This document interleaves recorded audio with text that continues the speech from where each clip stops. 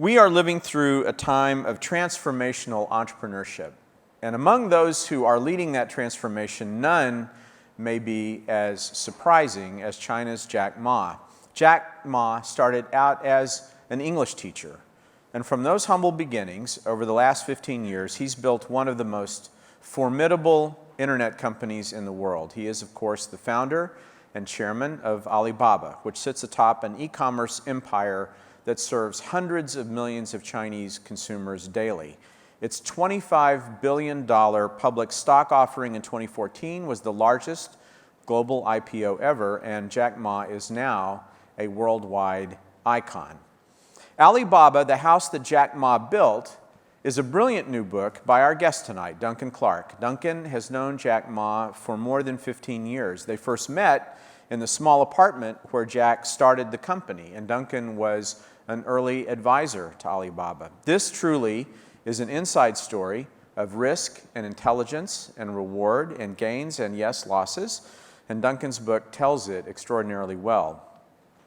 With him to take us through the story is Marguerite Gong Hancock, the executive director of a major entrepreneurship initiative that we are launching here at the museum, and we will announce it publicly in June.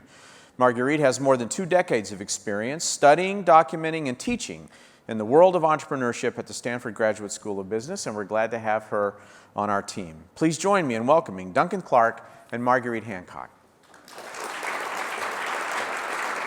Hi. Thank you. Welcome. Thank you very much. Good to have you here. Thank you. Thanks. Well, thank you, John and Duncan. What a pleasure to welcome you here to the Computer History Museum. Thanks for having me back. So I'd love to begin with the story, this amazing story of Jack Ma and Alibaba painting this picture, which is the same one that you opened the book with. It's Singles Day, November 11th, 2015. So they're at the Water Cube in Beijing, where the venue for the Olympics, aquatics. There's a big screen, and instead of watching flows of water, there's flows of data, and people are there to watch the maps, the figures of how many sales, how many dollars of sales, and where they're coming from for Alibaba. So as I hear it, in the first, there's $1 billion of sales in the first 8 minutes. Is that right? Yes. So $1 billion of sales in 8 minutes, 40,000 merchants, 30,000 brands. 24 hours later, 30 million buyers had racked up over $14 billion in purchases. So that's 4 times the equivalent of Cyber Monday here. Yes. So those kind of figures are just staggering, right? Help us understand sort of what those numbers mean and the scope of what Alibaba's work is. Well, it's interesting. Zeng Ming, who is the chief strategy officer, who's actually speaking tomorrow at Stanford, we're having another event there, he described it the previous year, and which I write in the book, is a bit like the scene from Frankenstein, because they built basically this machine, but they had no idea how powerful it would be. And like the scene in Frankenstein when, it's alive, to actually witness it, and particularly, as you said, to see on the big screens, like a NORAD sort of situation, where you're literally seeing the delivery paths of all the courier packages. That on that day, I think 1.3 million people were delivering packages for Alibaba. It's already 60% of the Chinese postal service, but on that day, it is the Chinese postal service. So you're just seeing this coursing energy, and to see it graphically described also with the data, because the key thing we'll be talking about in the future is the data that comes from all of these purchases, the intentions to purchase, the browsing, the financing, the payments. It is an amazing thing. And I mean, is this sustainable for the long term? It's almost a proxy for all of China's retail. I mean, it's an amazing experience. But no, to actually be in that room was pretty amazing. And luckily, they did provide hotels for us, because it was 24 hours of pretty exhausting. But we came back for the final hours. But I should say, in the run-up, it was more than 24 hours, because to keep people online on watching TV up until midnight when they started, they had literally President Frank Underwood. So Kevin Spacey appeared as Frank Underwood buying burner phones on Alibaba's website.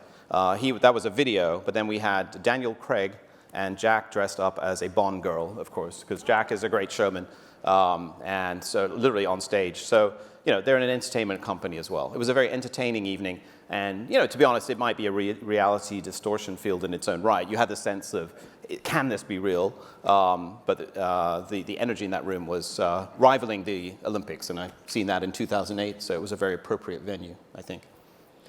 Great. So this is an amazing story. And how did you decide to write this? You've been in Beijing.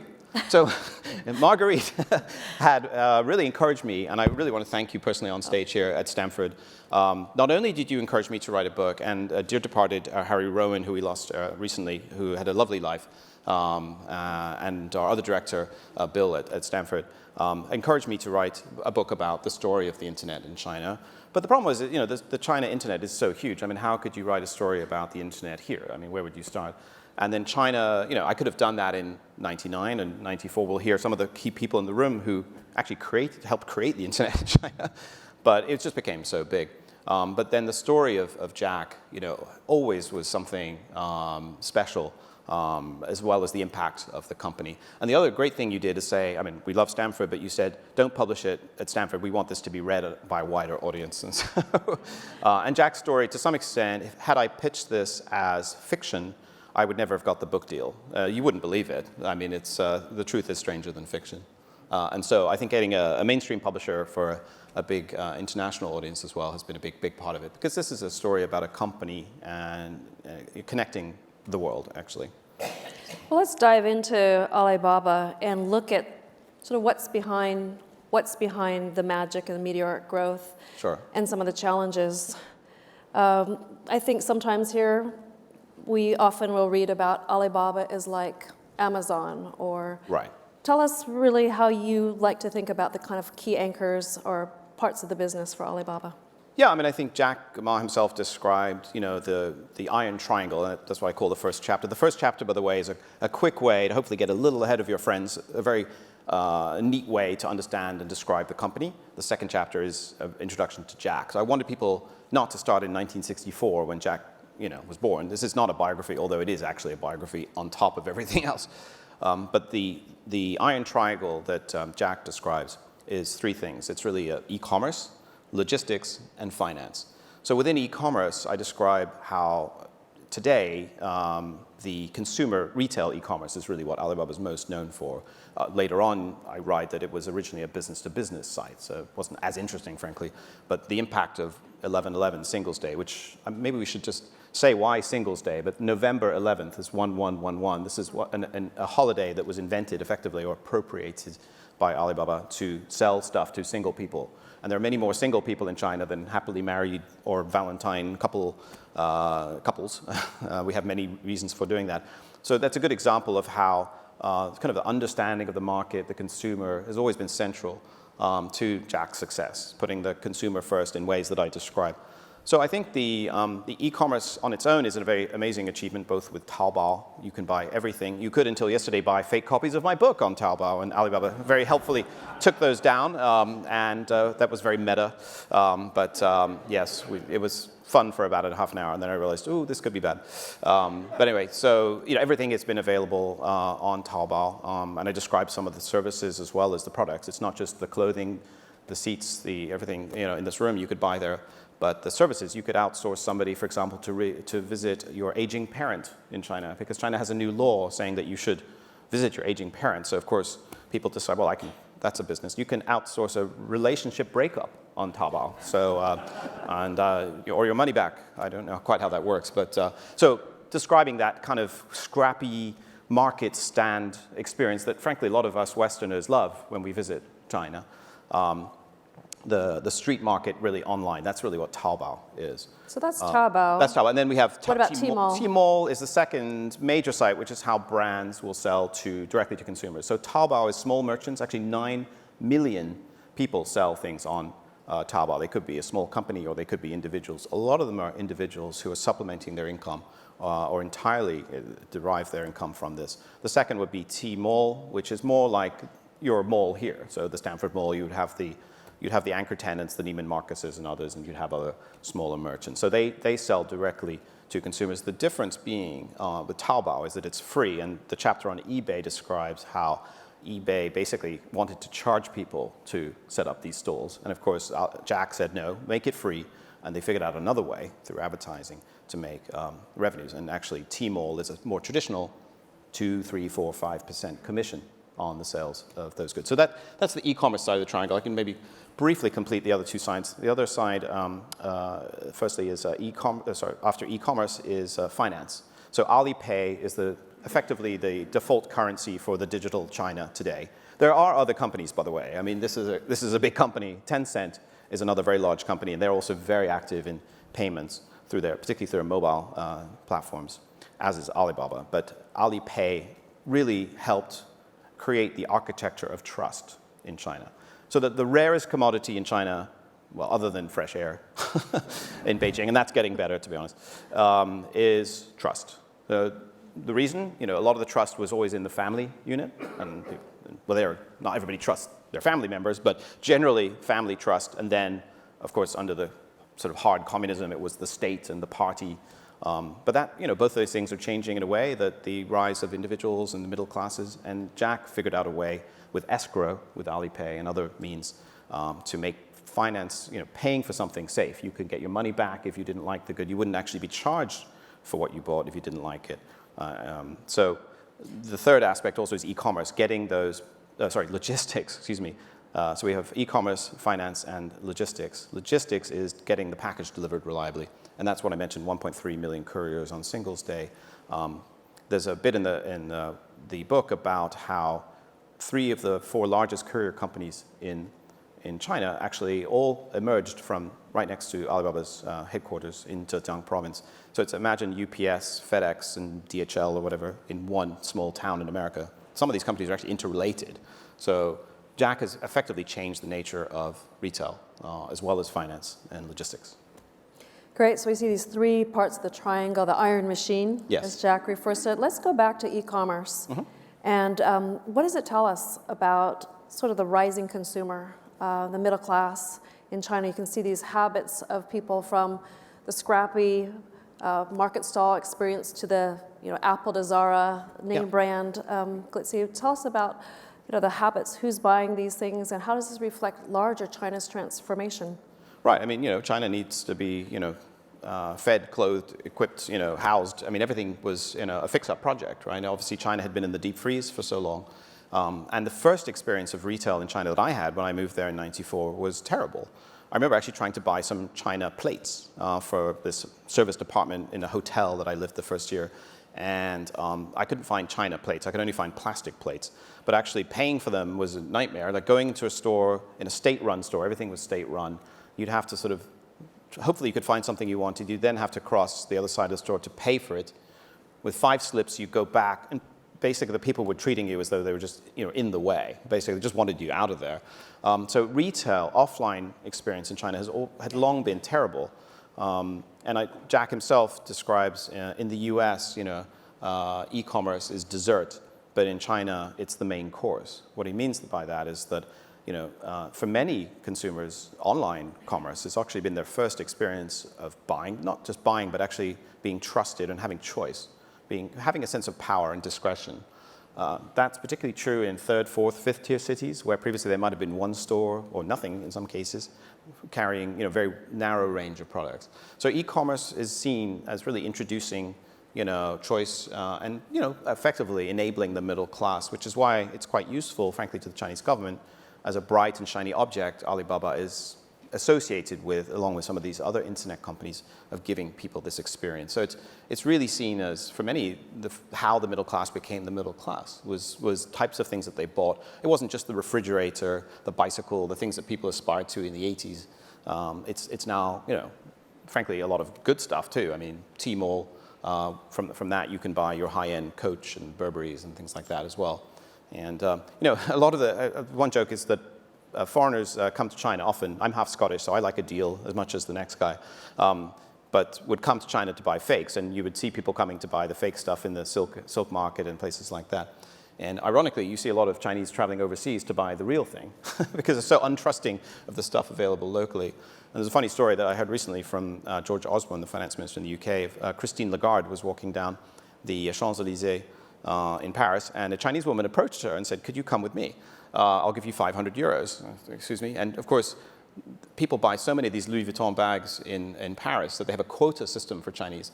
So anyway, Christine Lagarde did it to her credit and made 500 euros helping this Chinese person buy real stuff. So this issue of fakes and authenticity is one aspect, but it's aspirational society and how the digital companies of China are filling those needs. It's also for ride sharing like Uber and things like that. But that's how they represent, they represent more in China than they do here. I mean, they're already a great thing here, but we also have efficient retail here. I mean, Walmart, of course, which itself disrupted, the old department stores. So China, to some extent, has leapfrogged with both internet and also mobile commerce. And that's really why the middle class increasingly is addicted to this stuff. And addicted seems to be the right word for it. Part of the business model, though, for Alibaba is not only to enable the rising middle class, but also to take advantage of sort of inefficiencies and riding that. The payment system for Alipay has been not only helping purchasers, but also supporting finance for the small business owners. Talk a little bit more about what Alipay means for the larger economy as well as for Alibaba's business model. So, Alibaba, I mean, this book is not just about Alibaba. It's really a story of entrepreneurship in China. It's really a story of the private sector. But importantly, it's disrupting areas which were very much controlled by the state. So banking is another example. So the largest bank in the world, not just in China, is ICBC, Industrial Commercial Bank of China. And they and other banks, today they're a fine institution, but had long been, frankly, not interested in serving customers. I think it's still the case that Chinese never had personal checks. There was never a sense that you could actually allow a person to have a check. And it was really focused on state-owned enterprises. And so, as you know, Chinese actually save too much money because actually for a rainy day, they don't expect the government to provide. And in any case, the banks are basically lending to state-owned enterprises. So they take the savings of the populace and give them very low rates of return, and then had lent money to state-owned enterprises who had basically oftentimes squandered it. And so when Alipay actually launched something called Yuebao a few years ago, which is leftover treasure, Jack said, you have your money on your Alipay account because you're buying stuff. We can give you a better rate of interest, in fact, 2% more than the banks are paying you. And so the banks like ICBC and others were furious. There's a joke, by the way, about ICBC. In Chinese, people describe it as ai cun bu cun. It's like, you want to save, you don't want to save, whatever, forget about it. Like the banks really didn't care if people came in. And actually, suddenly, Yuebao, again, giving choice. So people transferred money to their leftover treasure accounts that Alipay launched. And within 6 months, there were 90 billion, almost $100 billion on these accounts, and this made it the 4th largest money market fund in the world, just after JP Morgan.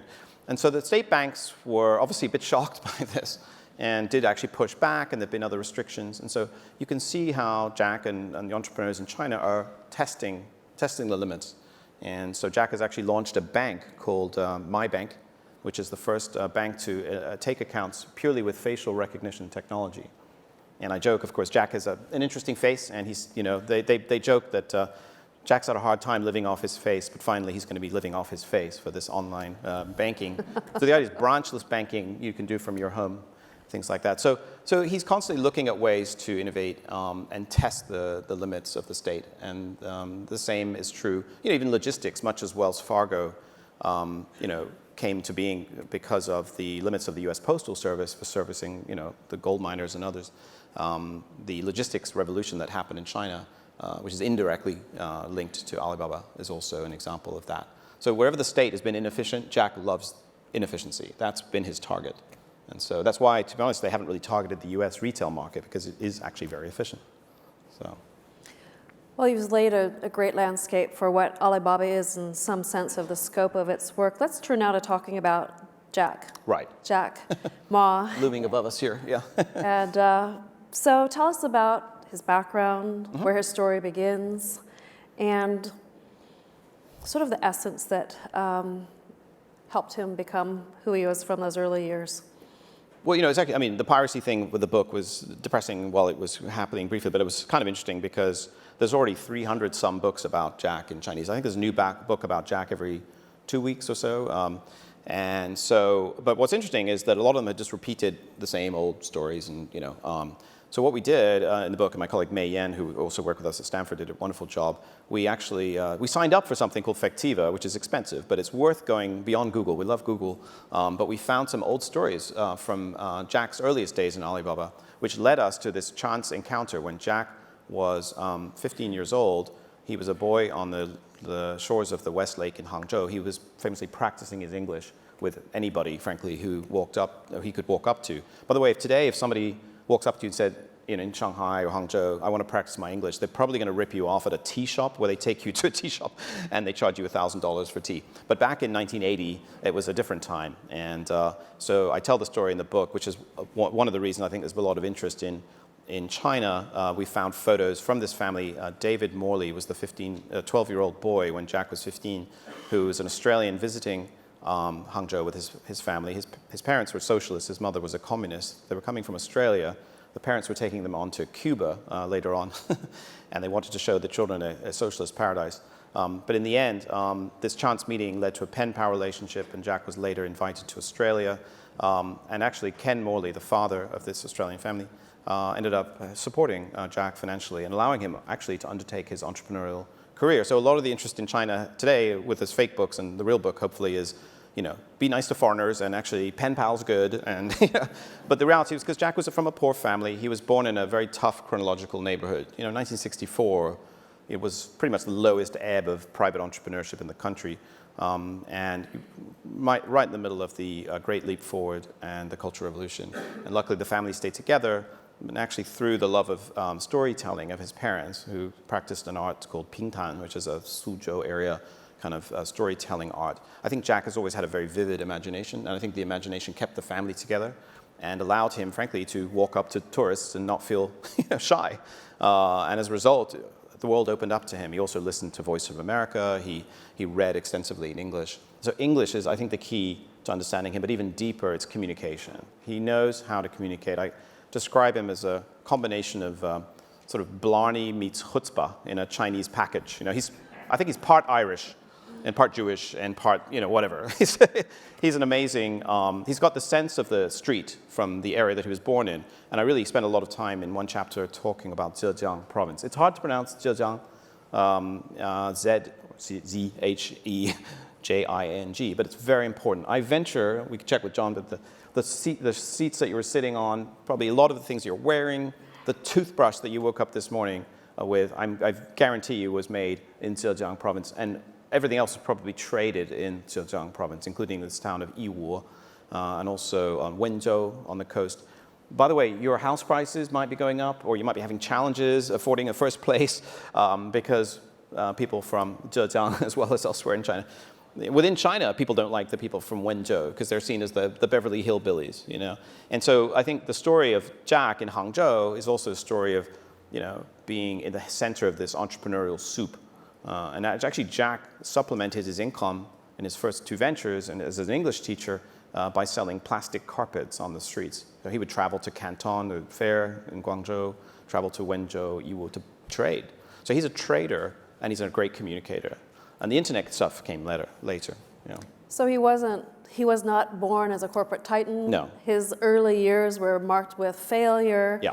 He applied for schools and wasn't admitted. That's right. Tell us a little bit of that background that came before Alibaba was founded. So he's not a tech entrepreneur.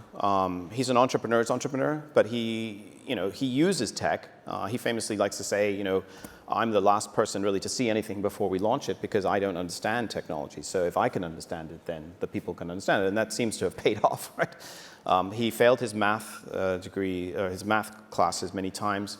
And in China, you have to do math at the Gaokao, which is the national exam. Another reason why all these Chinese kids are here, because parents want to get their kids away from this horrible national exam called the Gaokao, which is on one day, and if you're sick that day, too bad, your life's ruined. So, and he finally did it on his third attempt. He passed the Gaokao, but his initial math score was 1 out of 120. I mean, that's pretty hard.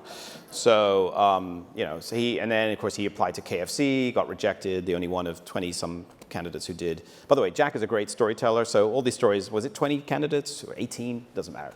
He's a wonderful storyteller, but that wouldn't get him into college. He was able to get in on the third attempt. There was a space available last minute, and then became an English teacher. and launched his career actually as a teacher of English, but was never really satisfied with that. He was, as I said, still trading on the side. He was in the midst of, Deng Xiaoping's revolution of the Southern Tour in the early 90s. He could see around him, his world was changing around him, and he knew not to stay for long. But he did, for several years, work there. It was his first venture was called Hope. And I write a chapter called Hope, which is about his translation business. Because, of course, what does an English teacher do in business? Well, the first thing would be translation. And all these companies around him in Zhejiang were seeking to export. And they didn't actually know how. Many of the companies we think of as made in China, like the Apple and so on, a lot of that was set up by factory owners in Taiwan and elsewhere in Guangdong province, across from Hong Kong. But Zhejiang was like, I think it's 44 million people at one point I was writing, and 10 million economic entities in Zhejiang. Now, given that we have children and retired people, I think dogs in Zhejiang are economic entities. Everybody's a trader. There was too much competition and not enough outlets. And Jack realized, hey, I can help translate these for these guys. And then he did travel to Seattle to bring us to the internet. I just came from Seattle, actually. And if you visit Seattle, the US Bank building downtown is where Jack, through a chance relationship with a former teacher's nephew from Hangzhou, got on the internet in 1995. And he logged on, and he entered the word beer, and nothing Chinese came up. It was just American beer and all that. And so he suddenly realized he could help get China online. He flew back to Hangzhou, where the internet didn't exist. And maybe we should have a little discussion about how the internet came to China, because I think it'll be interesting to weave these stories together.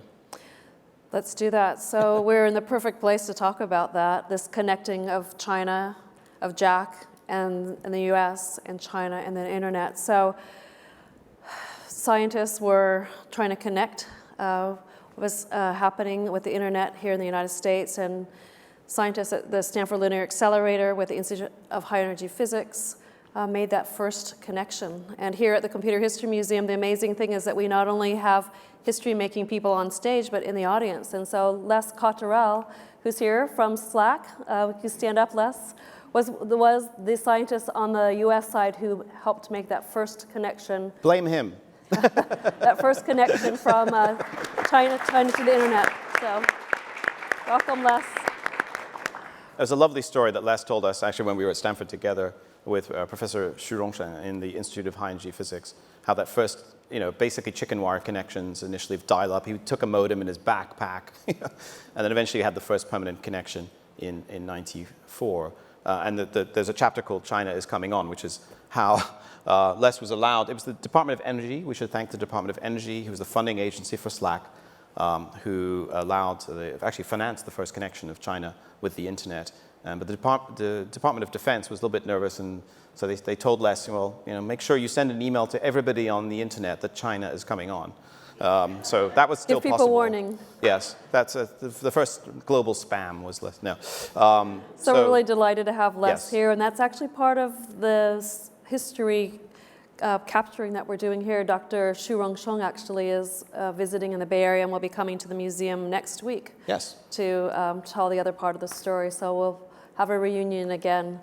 There are other connections that bring Alibaba to Yes. the Bay Area, and as I think another great story is that how did Alibaba get to be called Alibaba? And he was thinking about this sort of open sesame, this idea of opening up the small business community onto the internet. And I think this is a story. He was up in a restaurant in San Francisco, and he had this idea. Well, what about Alibaba?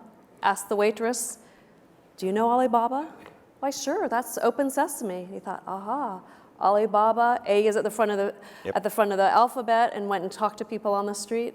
So how did his early connections, first in Seattle, Right. here in San Francisco, how did those then contribute to him starting Alibaba and the connections here in the Valley? Well, we can weave it together. So while basically things started up in 94, Jack was in Seattle in 95. So when he flew back, Jack, to Hangzhou with this idea, he carried in his computer a PC, and so he would stay in touch with the business partner, the guy who got him online at this US bank building in Seattle, and he went around to companies and said, "I can get you on the internet." And for example, a hotel in Hangzhou, he said, "Look, we can actually put online the number of rooms, the television you have, the air conditioning, etc." And they're like, "Well, that sounds interesting. Who's going to see this?" "Well, everybody." It's like, "Can we see it?" "No." because the internet hadn't come to Hangzhou by that point. And so Jack actually said, for a couple of years, I felt like a con man, was the way he said, because he would try and take money from people and promise them that this somehow deliver business to them. And so he took to inventing quotes, which is something I enjoyed telling at Microsoft the other day in Redmond, Washington, was he started to quote Bill Gates, because Jack said, if I, Jack, tell everybody the internet will change every aspect of your lives, people will, who are you? Jack Ma, Ma, you know. So I started saying, Bill Gates has said that the internet will change every aspect of your lives. Bill Gates hadn't said that, but Jack said, I knew that he would.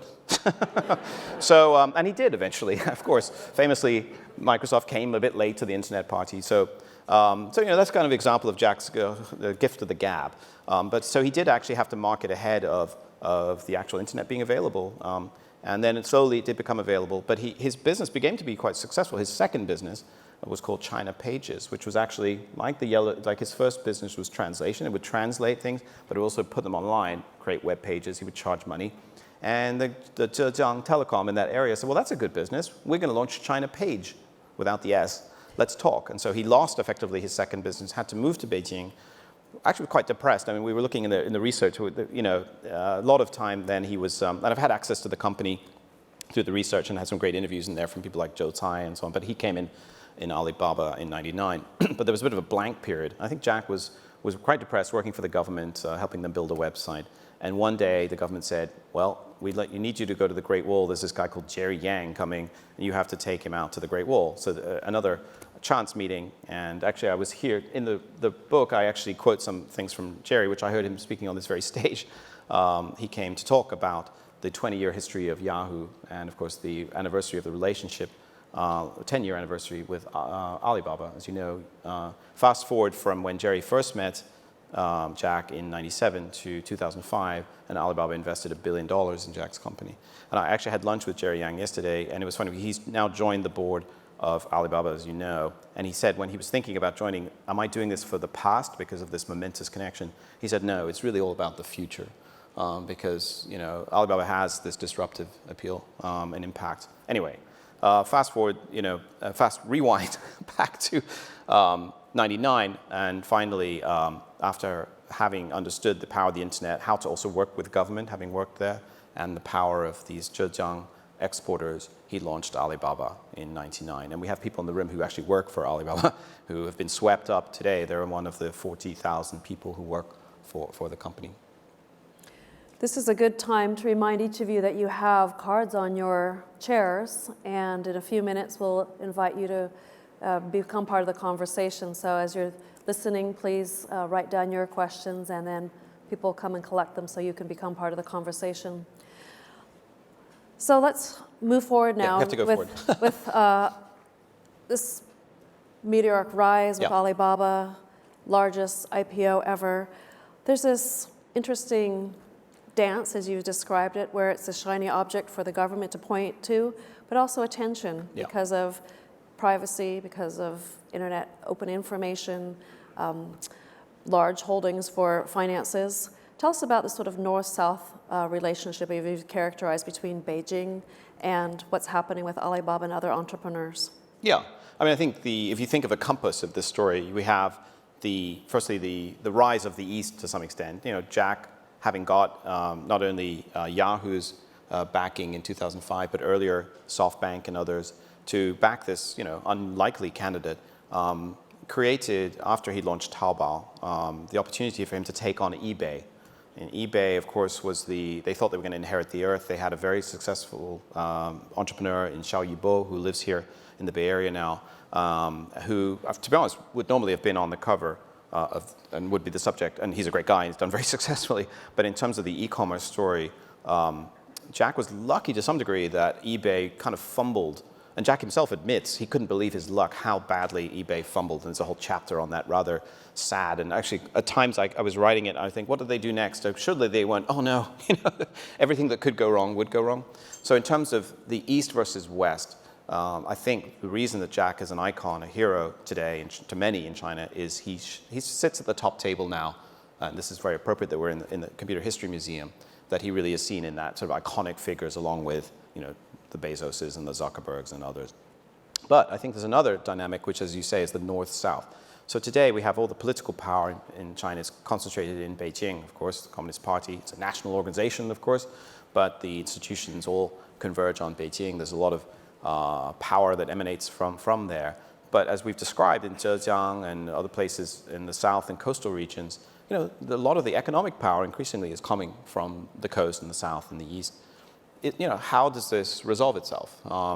And particularly in things like banking, for example, but also increasingly in the media. And Jack himself is investing heavily in the media. So Alibaba is expanding both within China and also without. I mean, if you look at Los Angeles, I have a map in the several maps in the book. Some of them are Zhejiang and China, but I also provocatively have a map of the U.S. West Coast with the names of the cities in Chinese, because we need to learn how to say Seattle for Seattle, Zhoujinshan. And actually, interestingly, in Hollywood, they're in Pasadena, which is not the media place. But that's because I think they want to be closer to the good Chinese food in Alhambra and San Gabriel, right? Because as you know, the Chinese food in Beverly Hills is, yeah. Anyway, so the fact is he's beginning to disrupt things internationally and at home. And, Xi Jinping, obviously is a person of tremendous desire to accumulate control, whether it be in the military, whether it be in the economy, in the political sphere in general. And, how does this play out? I had a great review in The Economist. I was very excited about that. And the next day, The Economist was blocked in China. And it was nothing to do with me, but the previous week, The Economist had run a cover with Xi Jinping, beware the cult of Xi. Anyway, Time Magazine was also blocked that week. They had a Xi Mao thing. So, look, whatever that is, Jack is having increasingly a high profile within China and internationally. And it's not just him, there are other entrepreneurs. But how does the government get used to or make use of, frankly, these entrepreneurs in achieving their own goals? And, to be honest, Alibaba has purchased the South China Morning Post in Hong Kong. Hong Kong is a very divided society right now between those who are more pro, frankly, engagement with the mainland and those who are not. I mean, if you take a step back, it's pretty hard to see how Hong Kong could not engage with the mainland given the respective size and interconnectedness of the economies. But politically, it's a very different matter. And the South China Morning Post, with that purchase, Alibaba's waded into some pretty uncertain waters, just like the Victoria Harbor, pretty choppy. And so why is Alibaba doing that? On the one hand, they say they want to respect the editorial independence of the newspaper, but invariably from the West, we look at the world through things like this. We look at China through the lens of things like the South China Morning Post and so on, and vice versa. Is Alibaba playing a role there in the middle? And actually, they started to say, yeah, we actually want to help China tell its story more effectively to the world. And actually, if you think about it, I mean, the soft power of a Jack Ma is as great, or perhaps greater than the Xi Jinping. I mean, not that he wants to, but his name is Jack. We know how to pronounce his name. He represents something that, to some extent, I think, he's a vessel, maybe, that we pour our hopes and aspirations for the China we would like to see. And I'm hesitant to, in the book, I maybe get carried away with. He's a wonderful personality and an interesting person, but that's the kind of China perhaps we hope to see trading with. And Xi Jinping represents a little bit the unknown. So there are some challenges there, as well as the economic challenges of getting into regulated sectors like the banks and so on that are protected. Yeah, so it's... So it's not an all good news story. No. There are certainly challenges within as well as without, and Alibaba, as it tries to move globally, it's Yes. not only moving to the United States, but it's moving to other developing countries. It's moving into entertainment, into movies, and some have said it seems to be sort of on a search on what's next. Yeah. So what do you see for what's next for Alibaba and for Jack, who's been sort of the CEO philosopher? Absolutely. So, I mean, firstly, we should say within their core e-commerce business, there's a lot of relationship between China and the world because of e-commerce, because China is moving from the made in China future. China is moving from the made in China past to the bought in China future, the created in China future. But at the same time, a lot of countries engage with China because they do make stuff. So just one example, the book is available here in English and soon in Chinese, but we've sold the rights in yesterday Mongolia, in Vietnam, in Bahasa, Indonesia, in Brazil, Russia, Ukraine, because AliExpress, which is a website of Alibaba and supported by Alipay, who are here as well. A lot of people are buying stuff from China using these websites. So invariably, that also gives Alibaba an international dimension, and to some extent a political dimension in things like the One Belt, One Road and so on. There is a real connectivity between people who, like in Russia, where nothing is made, and China, where everything is made. And actually, Alibaba's website in Russia, even though they hadn't even opened an office, became the #1 website for e-commerce in the country, just when they translated products listings into Russian. So you can see that he will have an international profile, an international impact. So there's that sort of south-south, if you will, connection of China with other developing markets, which we don't always think about because we tend to think of, the impact on, say, Amazon here and so on. The other aspect of that is one reason Jack is more able to be international is, e-commerce is less sensitive politically in China, so we don't have the Great Firewall as such an obstacle to, say, to Western companies and also to Chinese companies going out. Because if we think if Baidu, started setting up here, we know that Baidu has, much as they protest, benefited from the Great Firewall, and they've other things that they've done, blocking Google, or others have blocked Facebook. So, but with Alibaba, we have a sense of e-commerce that it's a bit more permissive and open. There's some reasons why the government has helped Alibaba and hindered foreign companies, but it's not. I didn't want to write a book just about censorship, and I mean that's an important topic. But this is maybe a window to understanding the broader picture. But yeah, there are risks as they expand. Let's pull back a minute. Yeah. Now we've been focused, zoomed in Yep. on Alibaba, and Alibaba is not the only story of an Right. entrepreneur or a global internet company coming out of China. There's a landscape of BAT, Baidu, Alibaba, and Tencent. Of course, JD.com is coming up. Can you place Alibaba in what's happening in a broader scope for Sure. Chinese global companies? I've just started to hear the term BANT as well. Baidu, Alibaba, NetEase, and Tencent. And NetEase's been very successful in games. And it's also, interestingly, a lot of their activities now are in Zhejiang, where actually the founder Ding Lei is from. And I think Ding Lei is a very interesting character to study. But the other big companies, Baidu, I just mentioned, Robin Li, and I described the stories of all of these individuals, how most of them were US educated, had the backing of VCs because they had a very premier education, unlike Jack. That's certainly the case in terms of Baidu, but also Tencent. Tencent is probably the most interesting company today alongside Alibaba. It's also worth about the same. It's a few $100 billion, give or take. Tencent today, in this room today, I could just open my mobile phone on WeChat, and I could see, I'm sure, a large number of people in the room who have connections to China use WeChat. If you go to China today, the first thing, you have to get a visa. By the way, it's 10 years, which is good now for you. It's only 2 years for us in the UK. The US is 10-year visas. But equip yourself with WeChat. It's an app available in English. And this has become a bit of a threat to Alibaba, although Alibaba has responded in mobile, basically enabling you to do everything with your mobile phone, whether it's ordering food, ordering a car, paying for something, tipping something. As I said, I'm half Scottish. If I walk into a restaurant, in China, I can be sure to divide the bill with everybody there. They call it the AA option, or Go Dutch. Literally, you can pay. You don't have to take your wallet with you. And so Tencent built that business on top of a very successful gaming business, online gaming entertainment business, which is something Alibaba has always stayed away from. So to be honest, the most interesting relationship today is between Alibaba and Tencent in the Chinese e-commerce market. Pony Ma, who's the head of Tencent, is not related to Jack Ma, we're told. No, they're not. But the two Ma's sit at the heads of empires that are increasingly in conflict with each other. But actually, they've long had a quite good relationship, but I think it's getting tested by the fact that their companies are really in a bitter competition. And sometimes, though, they actually work together. So in the case of Uber in China, those of you who don't like Uber will be happy to hear that they're not doing very well in China. And those of you who like Uber will be just distressed by that. But the competition that's happening in China is increasingly a global game. So Alibaba and Tencent have teamed up, and they have a proxy company called Didi Chuxing, which has recently changed from Didi Kuaidi. This is like the main Uber-like experience in China. They're crushing the market, and Uber is pouring a lot of money in to try and catch up, but they're way behind. Uber is actually partnered with Baidu. And sometimes Alibaba and Tencent kind of gang up on Baidu. And interestingly, Alibaba and Tencent have invested in Lyft, which is the other, the anti-Uber here.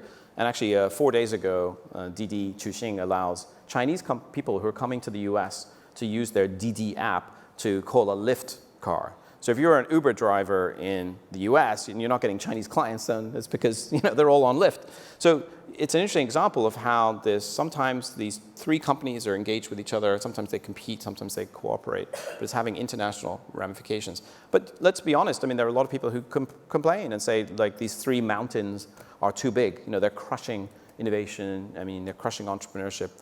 On the one hand, that may be true in some cases, but they're also buying a lot of companies. So, I mean, increasingly, when companies couldn't do an IPO, they'll sell very happily to Baidu, Alibaba, and Tencent.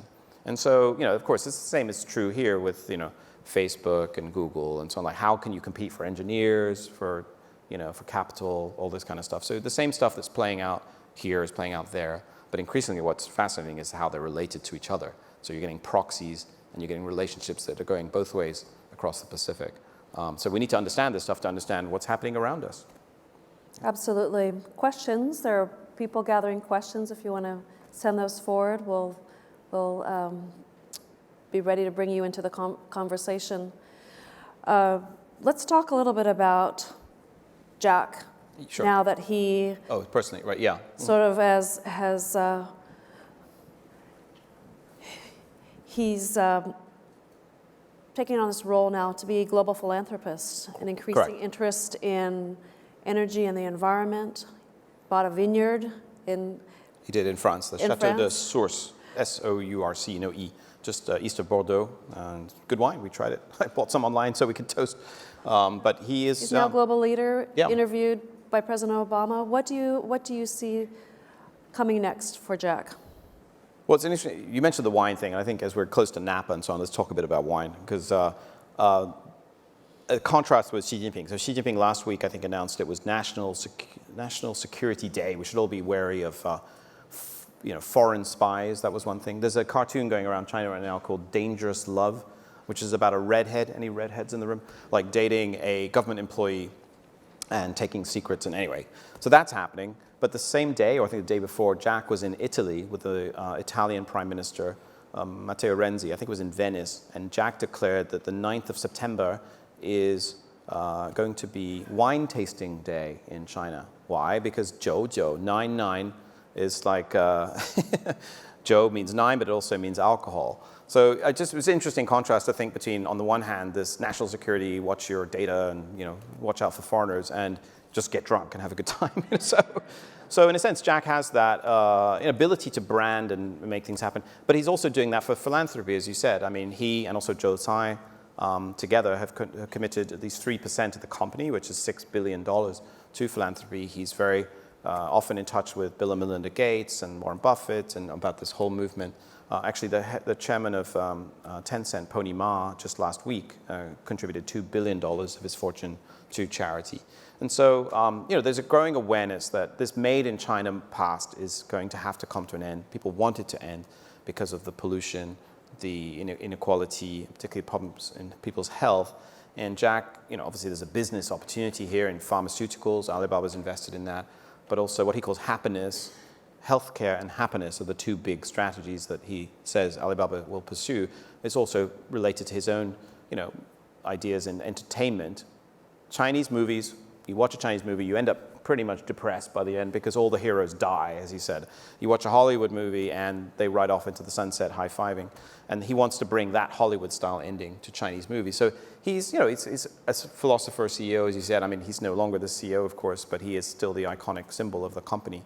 And so I think in philanthropy, it's part of that to encourage people to take care of people who are not being provided for by the state and by their family in ways such as, the pollution is probably the largest thing and for him, and also the effect of people's health of pollution, particularly cancer, which is becoming a huge issue with the aging of the population, but also this bitter dividend of food safety issues, environmental problems. So he's passionate about that and is engaging in the global initiatives with the Bill Gateses of the world as well. So yeah, it's to some extent part and parcel of his image, but it's definitely something he takes very seriously. Yeah.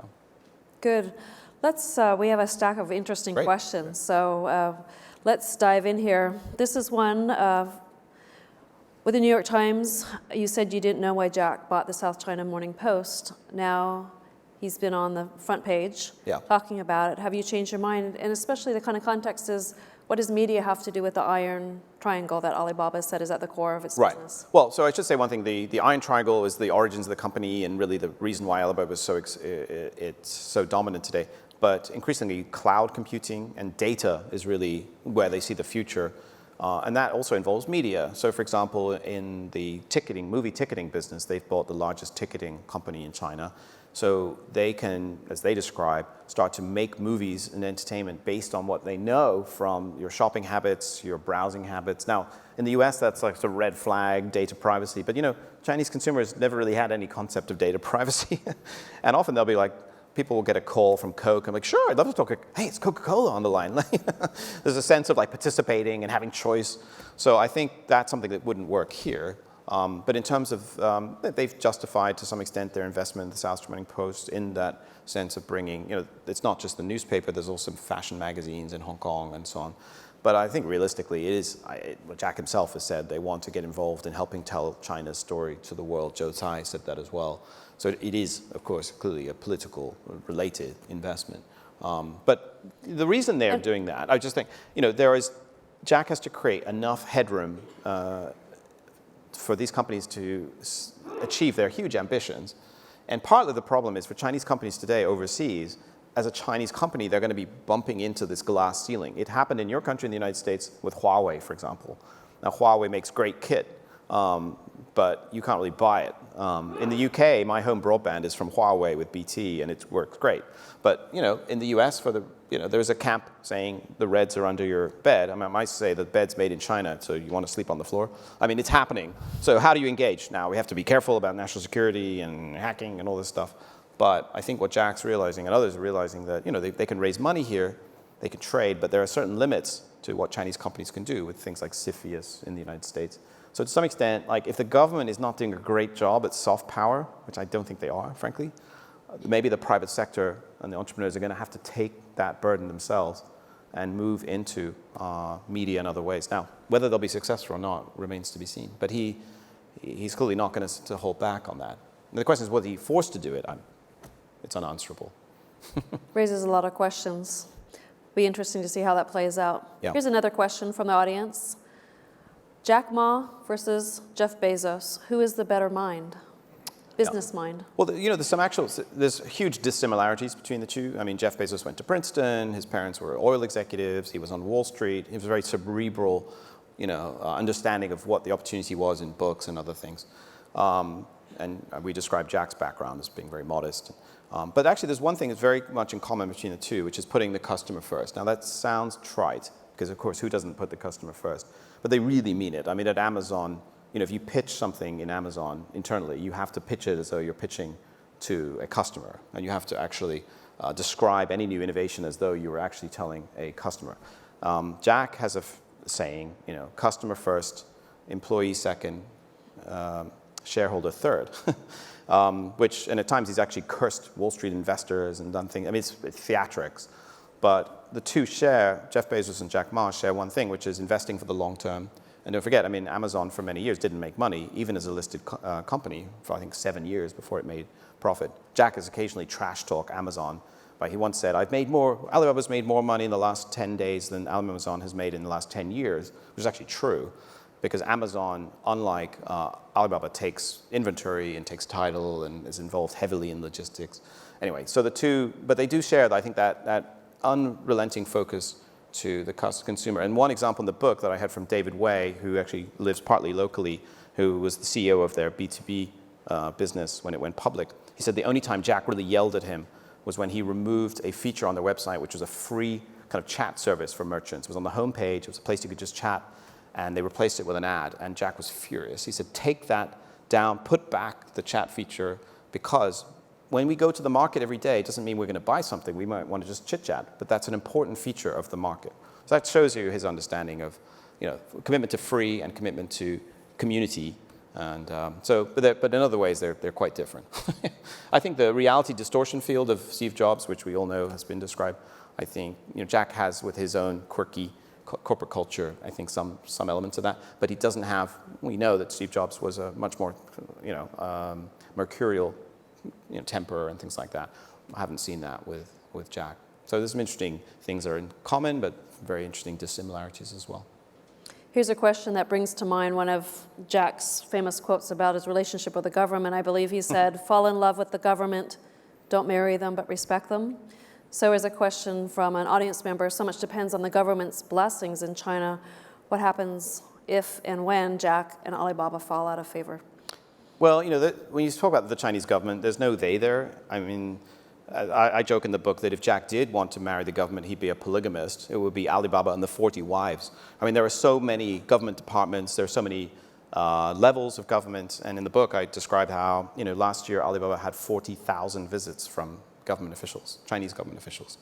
And they probably had the same number from foreign government officials. I was there when I visited last between the President of Ireland and the Crown Princess of Sweden. But on the domestic side, every day you can, it could be the local mayor, it could be the local sub-district office, but it could be the president or it could be the Politburo member. There's no way that they cannot engage with government. But if they tried to satisfy all of these entities, I mean, it'd be impossible.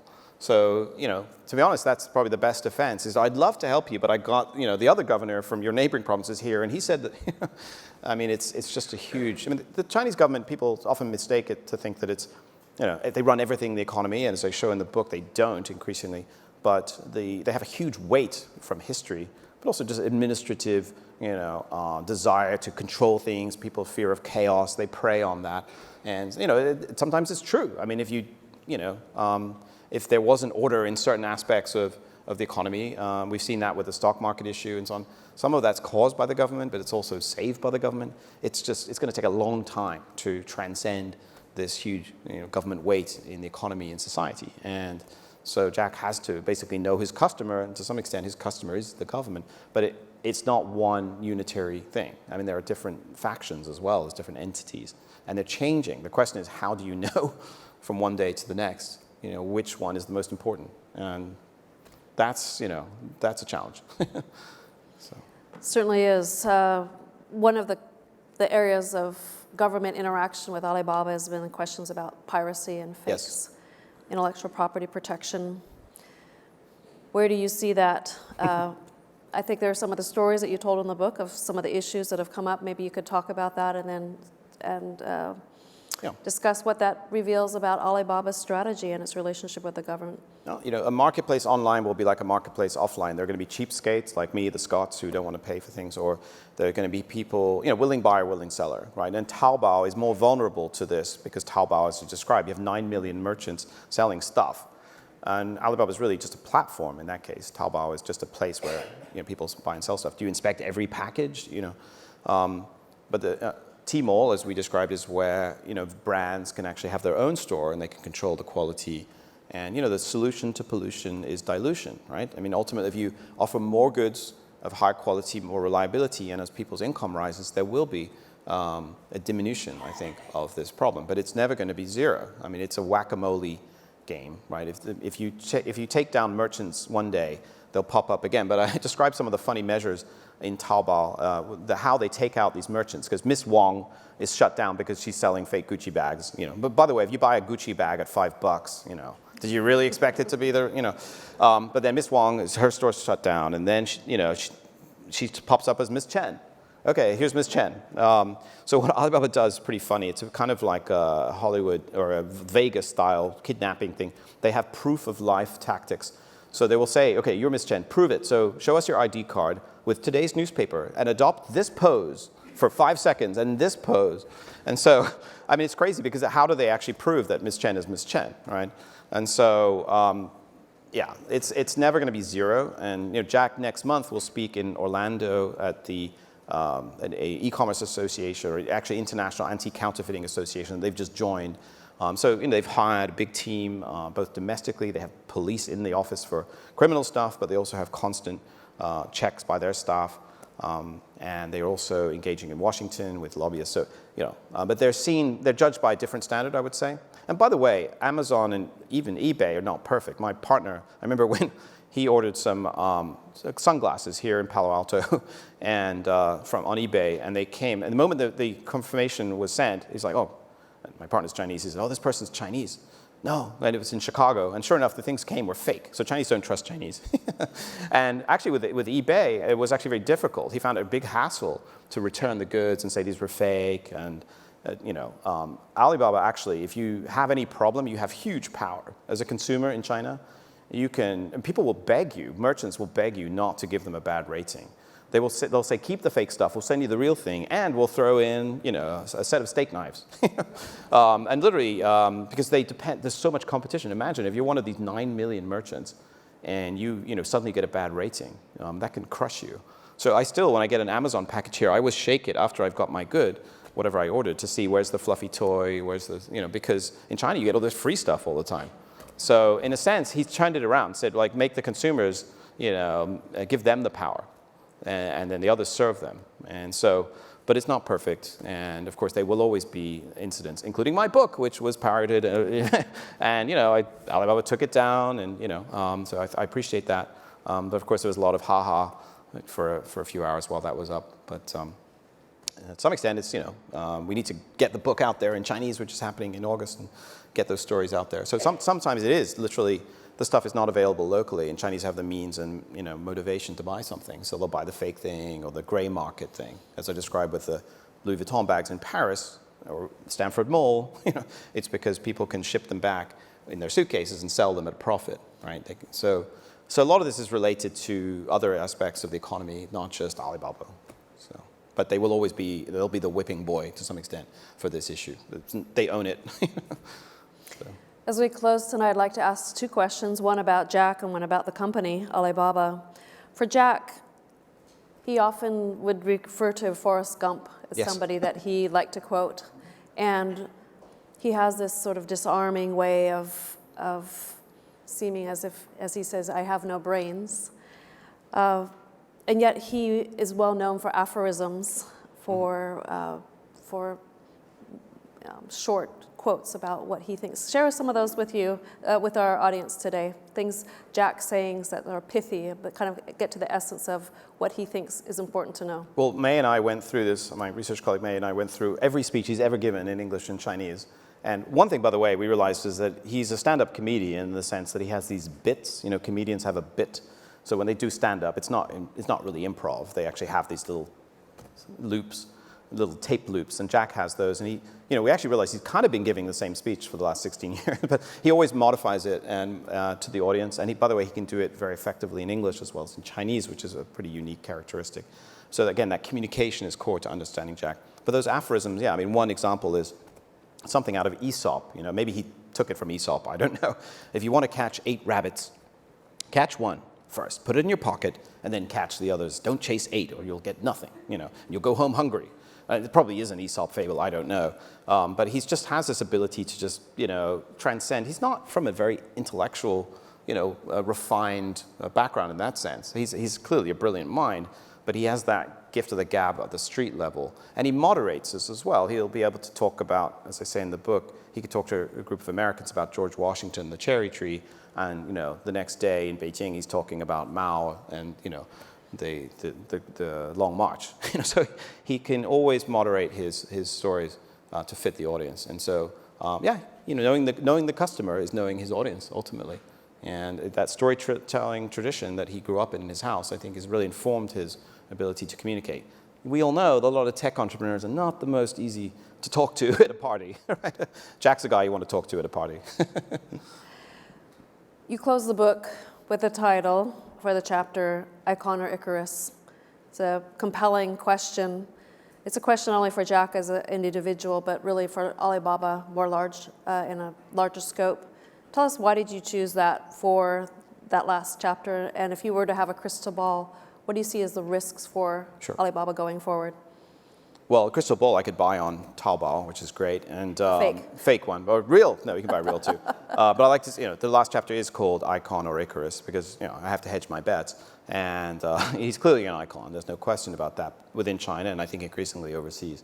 But Icarus, he's flying close to the sun. He himself admits that. He always says, danger comes before, when you least expect it. And I also would like to joke that, of course, if he needed a pair of wings made of feather and wax, I'm sure that's available somewhere on Taobao. So he's self-resourced. But I think the most interesting chapter in the book, by the way, is chapter 13. And there were 12 chapters in the book. I'm sorry about that. But the future chapter, this is what we all, frankly, are going to be participating in, witnessing, is what is the future direction of China through this company and through others. Are we going to be seeing a company or country which is actually more engaged in relating to us and others, or is it going to be increasingly a source of friction? And, Alibaba is, to some degree, really a product of East and West, not just meeting David Morley on the banks of the West Lake, but also his mindset has always been, the first website was a B2B international website. He is really at the intersection of West and East. And so let's hope that, whether you like or not him, the company, we must hope, I think, that in this crazy world that we have less friction and more understanding and more trade. And I think it has to be a good thing that there is space for companies like that. Well, for taking us on this journey from Zhejiang to the Valley and back again. Oh, by the way, there's a new non-stop flight of right. United Airlines from Hangzhou to San Francisco. And you can also fly Bay Jose from Beijing to San Jose. So it's all happening. Yeah, it's happening not only in companies, but people, flights. Well, for taking us on that journey for Jack as well as for Alibaba, thank you, author Duncan Clark. Thank you for coming to the museum tonight.